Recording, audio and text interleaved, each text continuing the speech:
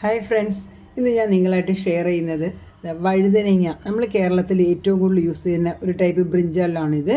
ഈ വഴുതനങ്ങ കൊണ്ടിട്ടുള്ള ഒരു സൈഡ് ഡിഷാണ് ഞാൻ നിങ്ങളായിട്ട് ഷെയർ ചെയ്യുന്നത്. അതിന് കുറച്ച് തിക്കായിട്ട് തന്നെ മുറിച്ചോളൂ കേട്ടോ.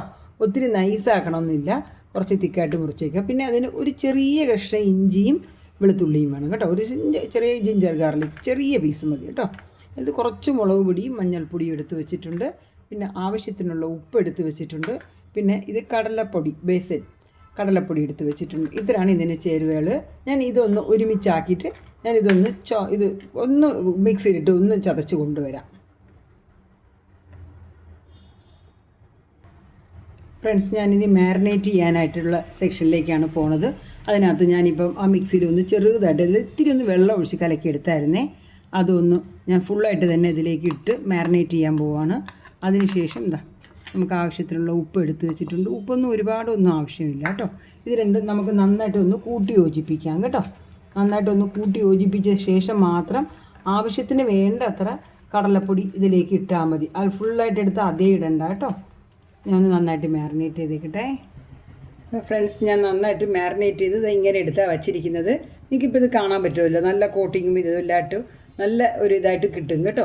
അപ്പോൾ ഇപ്പം ഞാനൊരു പാൻ ചൂടാക്കിയിട്ട് അതിൽ കുറച്ച് വെളിച്ചെണ്ണ ഒഴിച്ച് വെച്ചിട്ടുണ്ട്. കോക്കനട്ട് ഓയിലാണ് ഞാൻ പൊതുവെ യൂസ് ചെയ്യുന്നത്. കുറച്ചുകൂടെ എണ്ണ വേണമെങ്കിൽ ഒഴിച്ചു കൊടുക്കാം. ഇങ്ങനെ നമ്മൾ ചെയ്തെടുക്കുമ്പോൾ നല്ല ടേസ്റ്റാണ്. ആ കടലപ്പൊടി ബേസൻ ഇട്ടതിൻ്റെ ഒരു ക്രിസ്പിനെസ്സും കൂടെ കിട്ടും കേട്ടോ.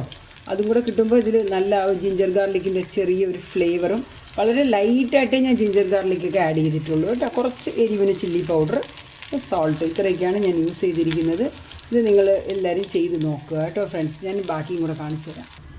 ഇത് ഫ്രണ്ട്സ് എല്ലാം നികത്തി വെച്ചിട്ടുണ്ട്. ഇപ്പോൾ വേണമെങ്കിൽ നമുക്ക് കുറച്ചുകൂടെ എണ്ണ ഒഴിച്ചു കൊടുക്കാം കേട്ടോ ഫ്രണ്ട്സ്. ഇങ്ങനെ ഒഴിച്ചു കൊടുത്താൽ മതി. ഒരുപാട് എണ്ണ ഒന്നും ഫുള്ളായിട്ടിരുന്ന് കുക്കാവണമെന്നൊന്നുമില്ല. എന്നിട്ട് അടുപ്പൊന്ന് സിമ്മിലാക്കി വെച്ചിട്ടുണ്ട്. എന്നിട്ട് ഞാനൊന്ന് മൂടി വയ്ക്കുവാണ് കേട്ടോ. ഒരു മൂടിയും കൂടെ ഉണ്ടെങ്കിൽ നമുക്ക് രണ്ട് വശവും നല്ല നീറ്റായിട്ട് കുക്കായി കിട്ടും. ഒരു 2 മിനിറ്റ്സ് മതി കേട്ടോ ഇങ്ങനെ ചെയ്ത് വയ്ക്കാൻ. ഇത് നമുക്ക് തിരിച്ചിടേണ്ടതാണ്. ഫ്രണ്ട്സ്, ഞാൻ തിരിച്ചിട്ടിട്ടുണ്ട്.